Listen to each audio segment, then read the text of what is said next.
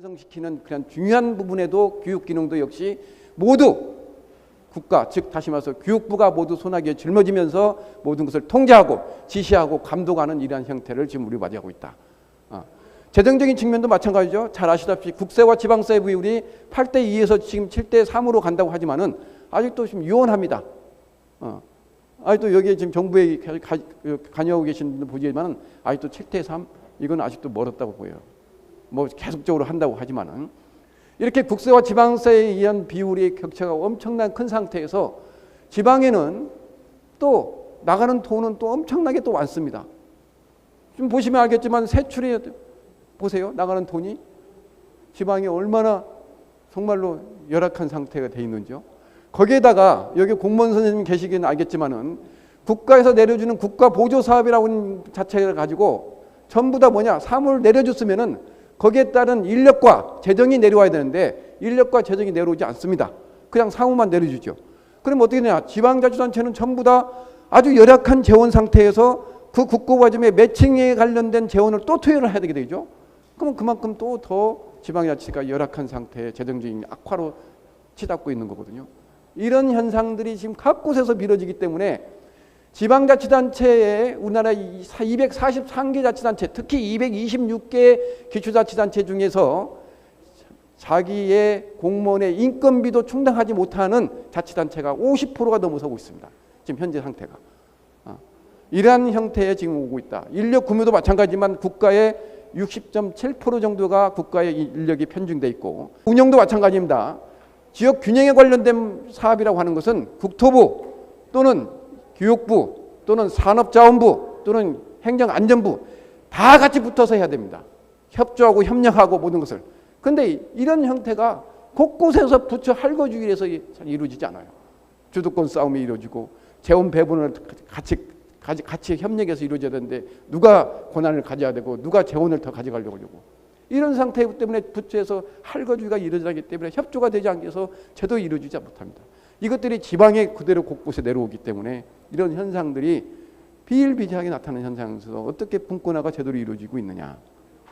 아직도 분권화는 지금 상당히 많이 노력을 하고 있지만은 기능적인 측면, 재정적인 측면 또는 인력에 대한 측면 또는 정부의 운영 측면 자체도 아직도 멀지 않았느냐 이런 생각을 해보고 지금 현재 상태에서는 적어도 지방 분권에 지금 현재 우리나라 대한민국이 진단한 결과는 일과 재정, 인력 모두 다 중앙에 상당히 많이 편중됨으로써 지방의 자율성이 아직도 상당히 제약되고 있다라고 하는 것을 말씀드리고 싶습니다.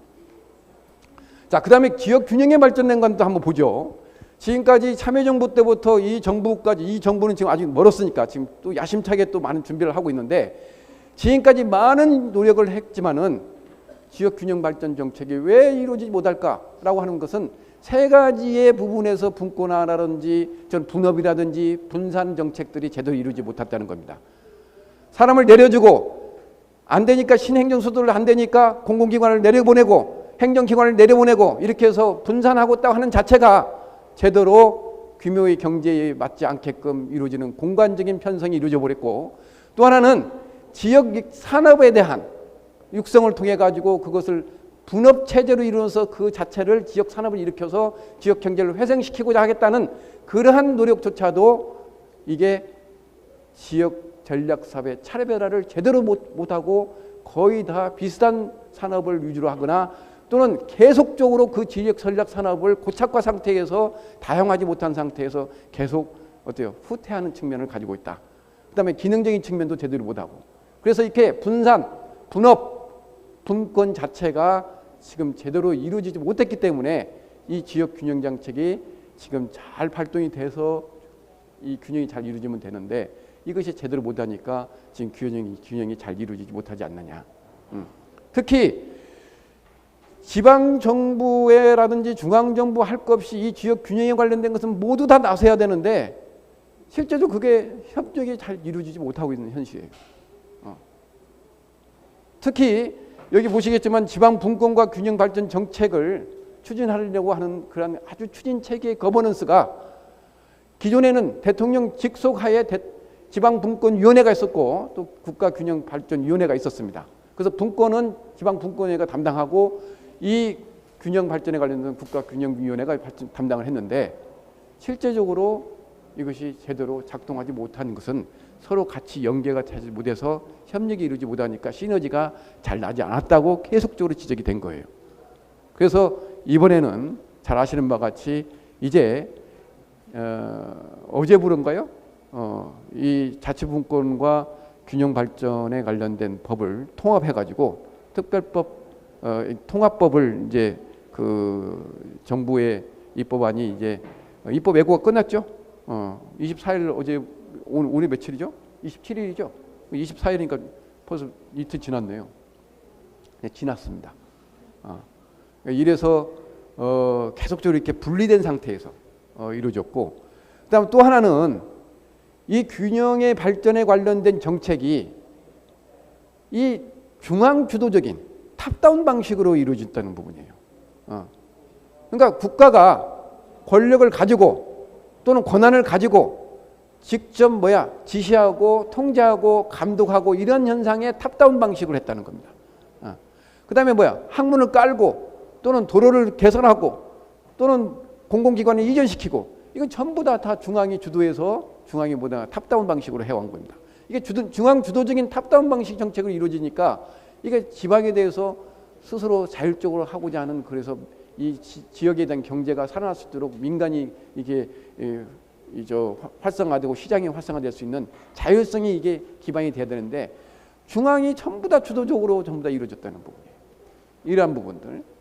그다음에 이런 그 균형 발전 추진의 그 거버넌스 자체가 제대로 작동하지 못하는 부분. 이런 것들이 지금 균형 발전 정책에 제대로 지금 이루어지지 못했다. 지금까지 이렇게 말씀드리고 싶고요. 이것을 이제 해결하기 위해서 그러면 새로운 정부에서는 그럼 어떻게 해야 되겠냐? 기존에 지금까지 해왔던 것을 좀 실패를 하지 않으면 좋겠다. 일단 지금까지 반면교사를 삼아서 새로운 어떤 균형 발전 정책을 좀 추진하면 안 되겠느냐? 그래서 이번에 새로운 정부에서는 국정 과제의 그 설정하는 데 있어서 국정 목표를 6가지로 설정을 했는데 국정 목표의 6번에 해당되는 부분이 바로 이 지방시대를 마련하겠다는 겁니다. 그래서 국정 목표 6번을 보시면은 여기 보시면 대한민국 어디에서나 살기 좋은 지방시대를 실현하겠다. 이게 국정 목표의 6번째 해당되는 국정 목표입니다. 이 국정 목표를 설정하고 저희 지역균형특별위원회에서 원래 15개에 관련된 국정 과제를 핵심적인 국정 과제를 설정을 했습니다. 근데 이번에 국정 목표의 6개를 설정한 다음에 새롭게 우리가 지역특위에서 15개를 병합 조정을 해가지고 10개를 선정을 한 게 약속 21번부터 23번까지 해당됩니다. 121번부터 123번까지. 이 21번으로 돼 있는데 111번부터 돼 있네요. 111번부터 120, 113니까 121번까지 이렇게 돼 있습니다. 그러니까 10개로 돼 있는 거죠. 10개로. 그래서 이 부분은 제가 앞으로 지역 균형 발전을 하는 데 있어서 정책을 하는 데 있어서 새로운 정부가 나가야 할 굵직한 그 방향성입니다. 방향성을 말씀드리면은 이 3가지 형태가 이루어지는데 하나는 지역 균형 발전을 위해서는 지금까지 중앙 주도적으로 모든 것을 균형 발전 정책을 추진했는데 이렇게 해서는 안 되겠다. 이번만큼은 지역 주도의 균형 발전 정책을 추진하겠다는 겁니다. 그러니까 버튼업으로 가겠다는 거예요. 이게 첫 번째 약속입니다. 여기 보시면은 진정한 지역 주도의 균형 발전 시대를 열겠다는 거죠. 그러니까 중앙 주도가 아니라 지역의 주도로 하겠다는 겁니다. 이 지역의 주도의 현상들은 전부 다 보시면은 과제들이 전부 다 분권에 활용됩니다. 중앙의 권한을 지방에 적극적으로 규제를 풀고 권한을 이양시켜서 지방의 자율성의 상태에서 할 수 있도록 만들어주는 겁니다. 그래서 지방이 스스로 자율적으로 내 지역에서 어떤 것이 필요하고 어떤 산업을 육성시키고 어떻게 하면 우리 지역 주민들의 삶의 질을 높이고 주민의 복리 증진을 시킬 수 있는 것이 고민하고 디자인하고 기획해서 할 수 있게끔 만드는 것이 이번 정부의 첫 번째 국정 방향에 대한 지역 균형 발전 정책의 약속입니다. 지역 주도로 가겠다는 거고요. 자, 두 번째 약속은 지금 현재 현상이 인구가 저출산 고령화에서 빠지는 부분은 세계도 마찬가지고 지금 전 국가의 우리나라의 전부 다 공통적인 현상입니다. 지방에. 근데 문제는 심각한 문제는 현상은 뭐냐면은 지역의 생산력을 가지고 있는 이 청년들의 인구가 급작스레 수도권으로 이동하고 있다는 거예요. 이건 뭘 의미하느냐? 도대체 왜 청년들은 왜 수도권으로 자꾸 쏠림 현상으로 갈까? 그것은 일자리가 없다는 겁니다. 그 일자리를 이번에는 적어도 이 정부에서는 지역 혁신 기반 강화를 통해 가지고 지역 일자리를 창출시키겠다. 이 지역 일자리를 창출시켜서 지역에 대한 기업과 지역의 대학과 연계시키고 지역 산업에 우리 지역의 인재들이 들어가서 일할 수 있도록 만들어서 지역 경제가 부흥할 수 있도록 이렇게 만들겠다. 이것이 두 번째 약속입니다. 그래서 일자리 창출에 관련된 지역 혁신 기반을 통한 일자리 창출에 관련된 부분이 두 번째에 해당되는 굵직한 국정 방향성입니다. 자, 세 번째는 각 243개 자치단체 모두 다 지역이 우리 개인과 같이 개성이 다 있고 지역의 고유한 자원과 문화와 역사와 전통과 모든 것들이 다 있는데도 불구하고 모두 다 우리는 중앙에서 획일적으로 서해화시키는 그런 정책들을 했기 때문에 자기의 고유한 특성을 발현하지 못했습니다. 그래서 이번만큼은 각 지역의 고유한 특성을 살릴 수 있는 그런 자치단체라고 한다면 정부라 한다면 적극적으로 중앙정부가 지원하겠다. 이것이 바로 세 번째 해당되는 국정의 방향성입니다. 그래서 지금 시간이 없기 때문에 이러한 사항들을 지금 그림으로 표현하고 그 아래에 있는 부분들이 전부 다 국정 과제로 설명한 부분입니다. 자, 다시 한번 정리를 해드리면요. 윤석열 정부는, 새로운 정부는 앞으로 지역 균형 발전에 관련된 국정의 그냥 크나큰 목표와 과제를, 방향성을 어떻게 설정하느냐.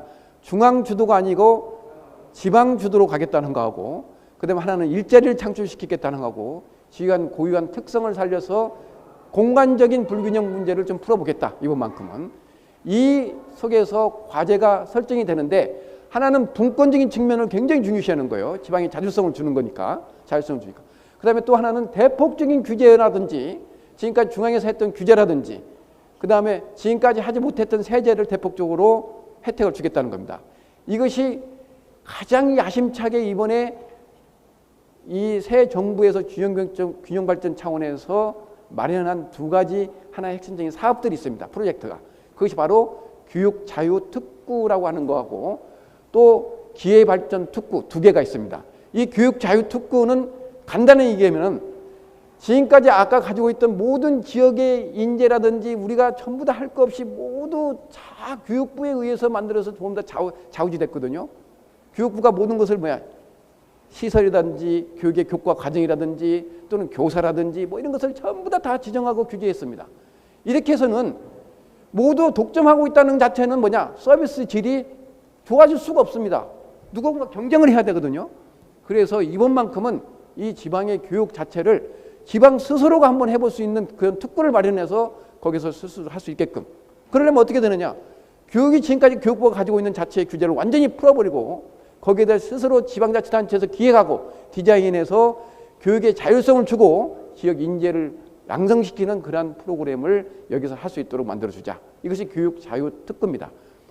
그 다음에 또 하나는 여기 기회발전 특구인데 기회발전 특구는 수도권에 지금 자리 잡고 있는 기업들, 그 다음에 돈을 많이 가지고 있는 사람들을 이게 민간에서 자율적으로 끌어오게끔, 즉 다시 말해서 비수도권으로 오게끔 만들어야 되는데 오지 않습니다. 오겠어요? 오지 않죠. 이게 오게 하려면, 자발적으로 오게 하려면은 중앙이 주도적으로 오라고 하는 것이 아니라 이 시장의 경제에 의해서 자율적으로 오게 하려면은 적어도 지금까지 하지 못했던 세제 혜택을 대폭적으로 줘야 된다. 그래서 여기에 해당되는 양도소득세라든지 이해라든지 감면이라든지 취득세라든지 또는 상속증여세라든지 이런 것들을 대폭적으로 지금까지 한 번도 못했던 지방 정부가 역대 정부가 하지 못했던 세제를 완전히 혜택을 주겠다. 그리고 또 아울러서 규제도 완전히 풀어주겠다. 이런 부분을 하면은 그런 형태가 즉 어떻게 변화가 되느냐. 중앙이 공공기관 이전시키고 내려가라고 그러고 뭐 이렇게 주도 안 해도 시장 경제에 의해서 또는 그 민간에 의해서 제대로 비수도권을 올 수 있게끔 이런 규칙을 만들어주는 게 기회발전 특구의 하나의 예입니다. 자, 이렇게 말씀드리고 싶고요. 이제 한 4분 남았나요? 다 끝나갑니까? 자, 그 주제 가지고 있으시니까요. 지금 강원특별자치도가 이제 6월 11일 날 이제 출범을 하죠. 여기서 몇 가지만 제가 말씀드리겠습니다. 앞으로 도에 관계 있는 분도 나오시지만 지금 많이 하고 있습니다. 기획단을 하고 지금 각 18개 시군도 하고 있는데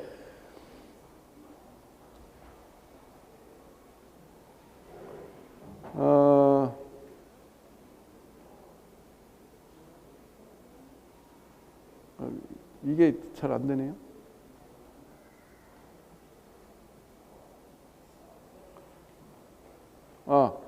자, 지금 우리가 강원특별자치도가 어차피 내년에 이제 출범을 하는데 지금 우리 강원특별자치도가 준비는 하고 있지만 맨 처음에 출범부터 굉장히 지금 어떻게 보면은 준비가 덜 된 상태에서 이루어졌거든요.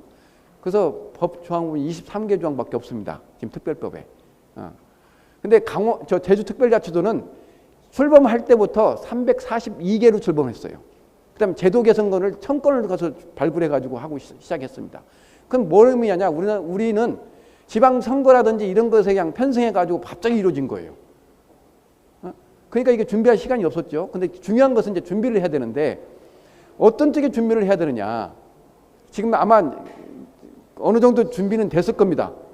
저는 그렇게 생각하는데 제주특별자치도는 두 트랙으로 갔습니다. 어떤 트랙을 갔냐? 하나는 국제자유도시라고 하는 조성을 하겠다. 국제자유도시를 통해 가지고 그 제주도의 경제와 산업 자체를 완전히 부흥시키는 그런 작업을 하겠다. 그 속에서 관광과 그 속에서 교육에 대한 것을 중점적으로 하겠다고 하는 것이 명확히 섰습니다. 국제자유도시 조성을 하겠다고. 그런데 강원도 같은 경우는 지금 현재 우리가 상당히 혼선을 빚고 있죠. 어떻게 지금 나왔는지 모르겠어요. 아마 보고로 아마 나왔다고 제가 생각하는데 자유의 형태의 경제구역으로 경제적인 도시로 갈 것인지 또는 관광을 중점적으로 해서 뭔가를 할 것인지 산업진흥을 할 것인지 또는 뭐 평화를 해서 뭐 할 것인지 뭐 이런 것들을 구체적으로 저렇게 강원특별자치도 같이 아니 제주특별자치도 같이 목적이 정확히 나와야 됩니다.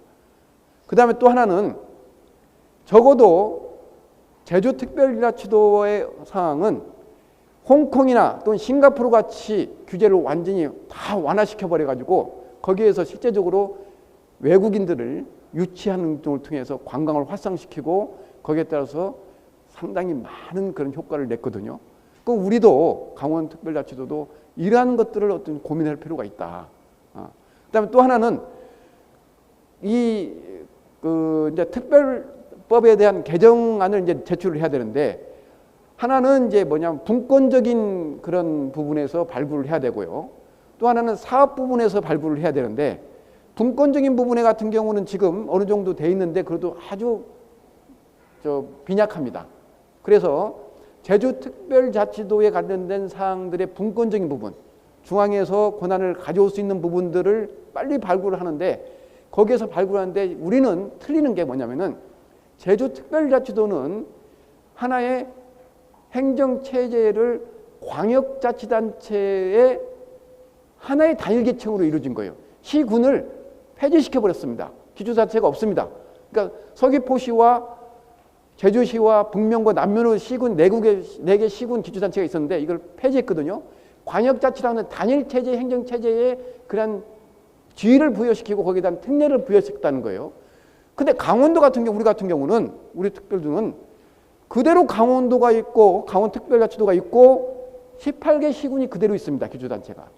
이 차별성을 가지고 시군과 협력해서 시군에 대한 그런 분권화와 사업에 대한 발굴을 적극적으로 해야 된다. 그리고 연결을 해야 된다.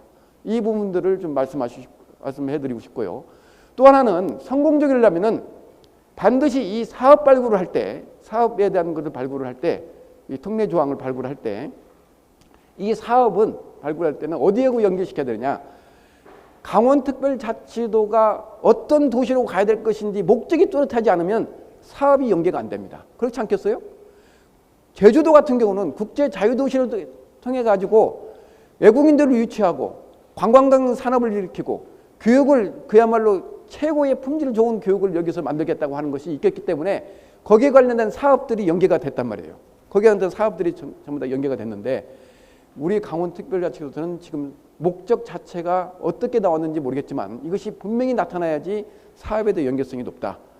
이렇게 되면은 적어도 우리 강원특별자치도가 내년에 출범하지만은 이러한 것들을 극복한다면은 아마 자치 분권의 고도화를 유지할 수 있는 자치 모범 그러한 이 강원특별자치가 될 것이고 더 나아가서 산업과 이 경제를 부흥시키는 그런 지역 경제를 활성시키는 그런 선도적인 그런 강원특별자치가 되지 않겠느냐 이렇게 말씀드리고 시간 관계상 여기서 마치도록 하겠습니다. 감사합니다.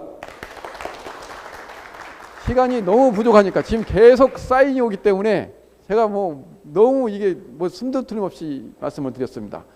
나중에 시간이 좀 좋은 허락이 되면은 또 말씀을 드리겠습니다. 감사합니다.